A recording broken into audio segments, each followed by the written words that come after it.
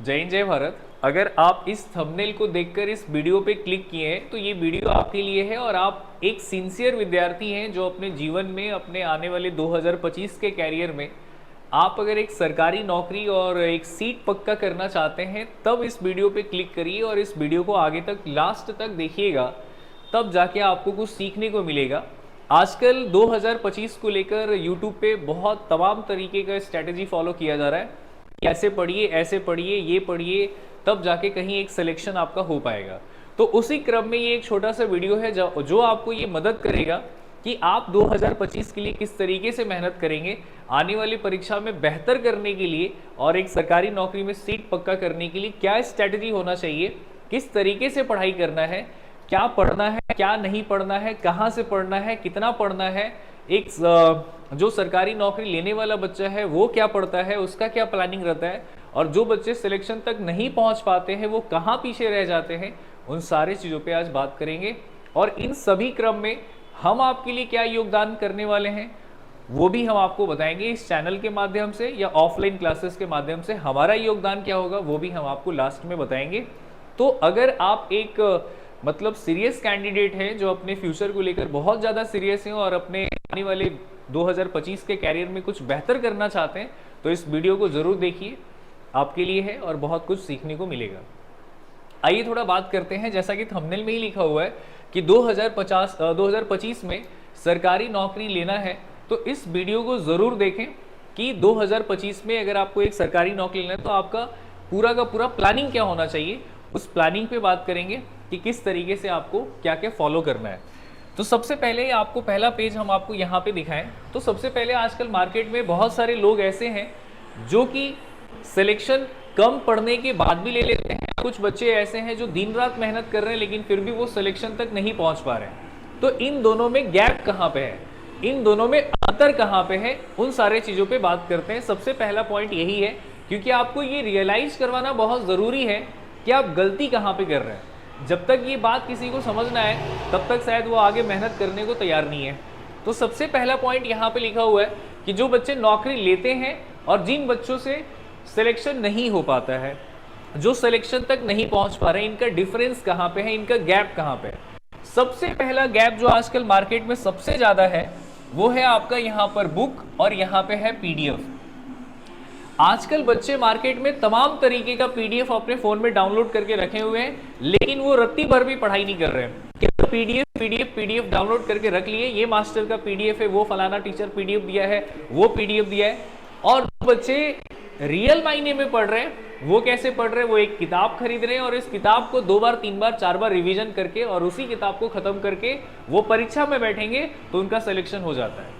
तो सबसे पहला डिफरेंस ये है कि आजकल तमाम तरीके का पीडीएफ आपको मार्केट में मिल जाएगा और वो डाउनलोड करके अपने फ़ोन पे रख लीजिए।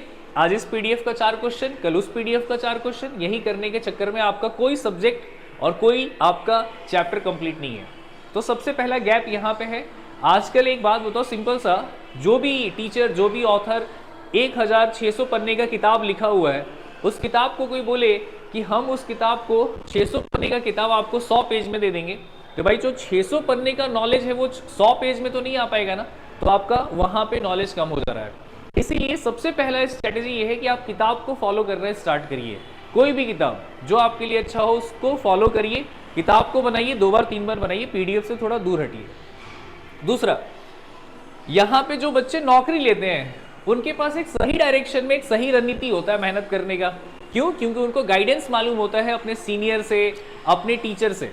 लेकिन कुछ बच्चे मार्केट में ऐसे ही भटकाओं की तरह भटक रहे हैं जहाँ पे उनको ना टीचर से बात करने का जरूरत लगता है, ना ही अपने सीनियर से बात करने का जरूरत लगता है, बस वो पढ़े जा रहे हैं। तो ये पहला डिफरेंस है भाई। आपको अपने सीनियर से, आप जिसको भी मानते हैं, अपने टीचर से, उससे आपको एक सही डायरेक्शन में सही रणनीति लेना बहुत ज़रूरी है। कौन सा किताब बनाएं, कहाँ से पढ़ें, क्या नहीं पढ़ें, ये एक सही रणनीति मालूम होना बहुत ज़रूरी है। तो ये एक पहला डिफरेंस है, ये दूसरा डिफरेंस हो गया। फिर उसके बाद जो लोग नौकरी लेते हैं उनका एक बड़ा सिंपल सा सिद्धांत है कि वो पिछले 5 साल का क्वेश्चन सॉल्व करेंगे, PYQ यानी प्रीवियस ईयर क्वेश्चन। लेकिन ये बच्चे जिनका सिलेक्शन से कुछ कुछ नंबर से हमेशा पीछे रहते हैं, इनको प्रीवियस ईयर क्वेश्चन बोला जाए बनाने के लिए, ये नहीं बना पाएंगे। तो सबसे पहला ये बड़ा डिफरेंस है कि अगर आपको नौकरी चाहिए तो आपको ये पिछले 5 साल का क्वेश्चन या 4 साल का क्वेश्चन बनाना ही पड़ेगा, कोई इसका अल्टरनेट नहीं है। तो ये PYQ यानी आपको सॉल्व करना पड़ेगा। दूसरा, जो बच्चे सिलेक्शन लेते हैं वो उनसे पूछो कि वो मॉक लगाते ही नहीं लगाते, वो बोलेंगे डेली हम 2 मॉक लगाते हैं। लेकिन और भी जितने बच्चे मार्केट में जिनका सिलेक्शन रुक रहा है उनसे पूछिए तो वो मॉक नहीं लगाते हैं। ये आपका अगला डिफरेंस है, अगला गैप है। दूसरा बात कि मॉक लगाने से नहीं होता है, उसका एनालिसिस करना पड़ता है कि आप गलत कहां पे किए, आपको क्या नहीं आता है, क्या सीखने का जरूरत है। यह एनालिसिस करना भी जो बच्चे सिलेक्शन लेते हैं ये एनालिसिस करते हैं, लेकिन यहाँ पे बच्चे जिनका सिलेक्शन नहीं हो रहा है वो इस बात को एनालिसिस भी नहीं कर रहे हैं। तो ये अगला गैप हो गया। दूसरा, ये जो बच्चे होते हैं जो नौकरी लेते हैं, आप नौकरी लेने में आजकल क्या है कि आजकल मार्केट में तमाम तरीके का टीचर उपलब्ध है। तो बच्चे से क्या कर रहे हैं कि आज इस टीचर से पढ़ रहे हैं, कल उस टीचर से पढ़ रहे हैं, परसों उस टीचर से पढ़ रहे हैं, मतलब 10 अलग अलग टीचर से पढ़ रहे हैं। और फिर लास्ट में वो सारा का सारा जो आपका कॉन्सेप्ट है वो पूरा खिचड़ी बन जा रहा है और आप कहीं के लायक नहीं बचेंगे फिर। तो सबसे पहला बात ये कि आप किसी एक टीचर को फॉलो करिए, अनंत टीचर को फॉलो करने का जरूरत नहीं है। आप मतलब हर टीचर से पढ़े जा रहे हैं, ये गलत है। आप किसी एक टीचर को फॉलो करिए जो आपके लिए अच्छा हो, जिसका बात आपको समझ में आता हो। उसके बाद आपको रिवीजन, ये जो सिलेक्शन करने वाले बच्चे हैं वो टाइम टू टाइम रिवीजन करते हैं, लेकिन यहाँ पे रिवीजन के नाम पे धोखा, रिवीजन ही नहीं कर रहे हैं वो बच्चे, कहां से सिलेक्शन होगा भाई। रिवीजन का मतलब 1 बार 2 बार 3 बार रिवीजन करना पड़ेगा जो टीचर आपको पढ़ाया है। उसके बाद टाइम मैनेजमेंट, ये बड़ा जरूरी है कि हमको आज पूरे दिन में क्या पढ़ना है, आज मेरा सिलेबस कहां तक कंप्लीट होना चाहिए, आज हमको कितना क्वेश्चन बनाना है, कौन सा सब्जेक्ट आज हमको पढ़ना है, ये बच्चों को मालूम ही नहीं है। बस पढ़ने बैठे, जो किताब खुल गया पढ़ लिए, आज पढ़ने का मन नहीं किया नहीं पढ़ेंगे, कल पढ़ने का मन करेगा पढ़ेंगे, कल क्लास जाने का मन करेगा जाएंगे, नहीं मन करेगा नहीं जाएंगे, बस यही चल रहा है। तो भाई सबसे पहले तो आप ये चीज को एक प्रॉपर रूटीन में लेकर आइए कि कौन सा सब्जेक्ट आपको किस दिन पढ़ना है, कौन सा सब्जेक्ट आपको किस दिन नहीं पढ़ना है, आज सुबह क्या पढ़ना है, शाम में क्या पढ़ना है, मैथ्स में कितना क्वेश्चन बनाना है, ये आपको पता होना चाहिए। ठीक है। दूसरा, क्या पढ़ें, जो सिलेक्शन लेते हैं उनको ये मालूम है कि हम क्या पढ़ें, और इनको जो सिलेक्शन नहीं लेते वो सब पढ़ते हैं, वो सब पढ़े जा रहे हैं। भाई अगर आपके इतिहास में या आपके इकोनॉमिक्स में एक क्वेश्चन आ रहा है और इकोनॉमिक्स पढ़ना पड़ेगा आपको बहुत सारा, तो शायद हम उस एक क्वेश्चन के लिए इतना सारा नहीं पढ़ेंगे। मतलब जहां जहां से आपका स्कोरिंग है उन सारे चीजों को पकड़ना बहुत जरूरी है। अगर मैथ्स का कोई ऐसा चैप्टर जैसे 1 नंबर आ रहा है या नहीं भी आ रहा है तो हम उस पर शायद ज्यादा दिमाग खर्च नहीं करेंगे। तो पहले आपको ये समझना पड़ेगा कि आपका वेटेज कहाँ पे ज्यादा है, क्या पढ़े क्या नहीं पढ़े। भाई सब नहीं पढ़ना है, आपको इंडिया टॉपर नहीं बनना है भाई, आपको क्या पढ़ना है क्या नहीं पढ़ना है ये आपको समझना पड़ेगा। उसके लिए क्या मालूम होना चाहिए, उसके लिए आपको सिलेबस पता होना चाहिए। बहुत सारे बच्चों को तो सिलेबस ही नहीं पता है कि प्री में कितना क्वेश्चन आ रहा है, मेंस में कितना क्वेश्चन आ रहा है, उनको यही नहीं पता है, जबकि वो दिन भर फोन चला रहे हैं, दिन भर फोन चला रहे हैं, लेकिन उनको ये नहीं पता है कि प्री में 25 क्वेश्चन आ रहा है, मेंस में 30 क्वेश्चन आ रहा है, रेलवे में कितना क्वेश्चन आ रहा है, बैंकिंग में कितना क्वेश्चन आ रहा है, ये पता ही नहीं है उनको। तो भाई सबसे पहले आप सिलेबस चेक करिए, उसमें वेटेज कहाँ पे है, कौन से चैप्टर से ज्यादा क्वेश्चन आ रहा है, ये सीखो समझो, तब जाके आपको गैप खत्म करना पड़ेगा। उसके बाद डेली करंट अफेयर, ये जो सिलेक्शन लेने वाले बच्चे हैं ये सिलेक्शन तभी ले पाते हैं जब सारे सब्जेक्ट पे बराबर बराबर मेहनत करते हैं। तो आपको डेली करंट अफेयर तो पढ़ना ही पड़ेगा, लेकिन इन लोगों से पूछो इधर तो करंट अफेयर का पूरा गोल है। दूसरा, यहाँ डेली वोकेब याद करना पड़ेगा, रोज वोकेब पिछले 3 साल का जितना आया है वर्ड वो सारा याद करना पड़ेगा, इनसे पूछिए। तो जो सिलेक्शन नहीं ले पा रहे हैं वो उनको याद ही नहीं है, उनको पता ही नहीं कहाँ से याद करना है, क्या याद करना है, कुछ नहीं पता उनको। तो भाई इतना सारा डिफरेंस है, जो सिलेक्शन ले रहा है जो सिलेक्शन नहीं ले रहा है। पहले तो ये सारा गैप है, और भी बहुत सारा पॉइंट हो सकता है, अब इतना सारा पॉइंट आपको बता दिए। ठीक है, अब आप देख लो आप कहाँ पे स्टैंड करते हैं वो आप चेक करो। दूसरा, पढ़ने का एक सही रणनीति क्या होना चाहिए, पढ़ने का एक सही रणनीति होना चाहिए। एक छोटा सा मेथड है LRP। LRP का मतलब होता है लर्न। जिस भी टीचर से आप पढ़ रहे हैं, जहां भी पढ़ रहे हैं, उस पर पूर्ण भरोसा करके, आंख बंद करके भरोसा करके उससे पहले पढ़िए। पहले उसका पूरा का पूरा पढ़िए, नोट्स बनाइए, सुंदर सुंदर नोट्स बनाइए, चीजों को पढ़िए, पढ़ने के बाद उसको रिवीजन करिए। रिवीजन एक बार दो बार नहीं करना है, कम से कम 3 से 4 बार रिवीजन करना है। 3 से 4 बार आपको जो टीचर पढ़ाया उसको रिवीजन करना पड़ेगा। और इसके बाद फिर आपको प्रैक्टिस करना पड़ेगा प्रीवियस ईयर के क्वेश्चन को। कम से कम 300 हर टॉपिक में आपको प्रैक्टिस करना पड़ेगा। और ये हर चैप्टर के लिए, हर सब्जेक्ट के लिए है। अगर आपको जीएस वाले सर कुछ पढ़ा रहे हैं तो उनका मान लो लाइट चैप्टर चल रहा है, अब लाइट वाला चैप्टर अगर खत्म हो गया तो अब लाइट चैप्टर से जितना क्वेश्चन आया है पिछले 4 सालों में सब बैठ के बना लो। अगर हम मैथ्स के टीचर हैं, हम आपको पढ़ा लिए प्रॉफिट एंड लॉस, अब प्रॉफिट एंड लॉस में पिछले 4 सालों में जितना क्वेश्चन आया वो सब बैठ के बनाओ। तो आपको प्रीवियस ईयर के क्वेश्चन को कम से कम 300 क्वेश्चन बनाना पड़ेगा, 250-300 क्वेश्चन बनाना पड़ेगा, यानी प्रैक्टिस करना पड़ेगा। पहले चीजों को रिवीजन करिए जो आपको टीचर पढ़ाया, उसके बाद प्रैक्टिस करिए। वो हर सब्जेक्ट में करना पड़ेगा, चाहे मैथ्स हो चाहे रीजनिंग हो। रीजनिंग में आपने एक चैप्टर पढ़ा डायरेक्शन, अब डायरेक्शन का तमाम जितना क्वेश्चन आया पिछले 4 साल का वो सब बना लो। हर सब्जेक्ट को उतना इंपॉर्टेंस देना पड़ेगा, चाहे वो आपका मैथ्स हो, रीजनिंग हो, जीएस हो, इंग्लिश हो, उतना तवज्जो हर सब्जेक्ट को देना पड़ेगा। तब जाके भाई मेरे सिलेक्शन के करीब पहुंच पाएंगे आप। ये बात समझना पड़ेगा। आप जिस भी टीचर से पढ़ रहे पढ़िए, उसके नोट्स को रिवीजन करिए और आप chapter wise previous year question बनाइए। अपने पास किताब रखिए और उस किताब से चैप्टर वाइज अपना क्वेश्चन सॉल्व करिए। ये बात इंपॉर्टेंट है, ध्यान रखिएगा। अगला, जो बच्चा अभी शुरू कर रहा है पढ़ना, वो क्या करेगा? यहाँ पे बिगनर क्या करें? एक टीचर से सारे टॉपिक को कवर करिए। सबसे पहले जो बच्चे अभी शुरुआत कर रहे हैं, वो जो भी टीचर से पढ़ रहे हैं, पहले उस टीचर पे आंख बंद करके भरोसा करिए और उस टीचर के सारे नोट्स को, सारे कॉन्सेप्ट को अपने अंदर लेकर आइए। उसके बाद जब आप टीचर से पढ़ लिए तो उसके बाद टॉपिक वाइज क्वेश्चन को प्रैक्टिस करिए। 250 सवाल। अगर आपका टीचर कोई एक चैप्टर पढ़ा दिया परसेंटेज, अब परसेंटेज पे 250-300 सवाल आपको घर में खुद बनाना पड़ेगा। आपके इंग्लिश के टीचर आपको नाउन पढ़ा रहे हैं तो आप नाउन पे 250-300 सवाल घर में बनाओ। ये हर सब्जेक्ट में, हर चैप्टर में ये लागू होता है कि आपका चैप्टर खत्म होने के बाद आपको 250-300 सवाल बनाना है। ये हर चैप्टर में लागू होता है। उसके बाद आपको टॉपिक वाइज, जब आपका टॉपिक खत्म हो गया, आप परसेंटेज पढ़ लिए, आप 250 सवाल बना भी लिए, तो अब परसेंटेज का आपको टेस्ट देना है ना। अब आपको टॉपिक वाइज टेस्ट देना है। टेस्ट आजकल बहुत सारे जगह मिल जाता है, तो आपको टॉपिक वाइज टेस्ट देना है। जो चैप्टर आप खत्म कर रही है उसका टॉपिक वाइज टेस्ट लगाइए।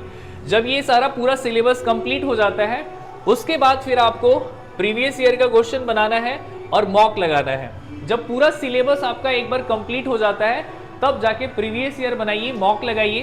तो ये पढ़ने का एक स्ट्रैटेजी होना चाहिए कि पहले टॉपिक कवर करिए अपना, जो टीचर से पढ़ रहे हैं, 250 सवाल बनाइए, 300 सवाल बनाइए।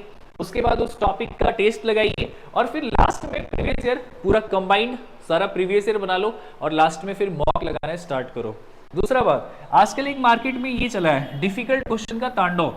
आप देखेंगे हर वो आदमी डिफिकल्ट चिल्ला रहा है, ये टफ क्वेश्चन, ये टफ क्वेश्चन है, ये क्वेश्चन नहीं। भाई पेपर में बहुत ज्यादा टफ क्वेश्चन नहीं आता है, पेपर में ऑन एन एवरेज क्वेश्चन आता है। तो बहुत मुश्किल, बहुत भारी, बड़े लंबे चौड़े सवालों के पीछे ना भागे।